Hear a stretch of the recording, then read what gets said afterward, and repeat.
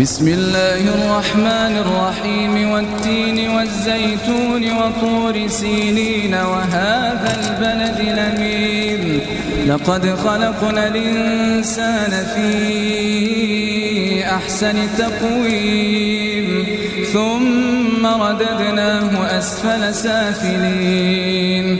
إلا الذين آمنوا وعملوا الصالحات فلهم أجر غير ممنون فما يكذبك بعد بالدين أليس الله بأحكم الحاكمين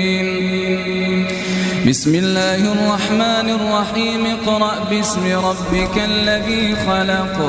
خلق الإنسان من علق اقرأ وربك الأكرم الذي علم بالقلم علم الإنسان ما لم يعلم كلا إن الإنسان ليظلم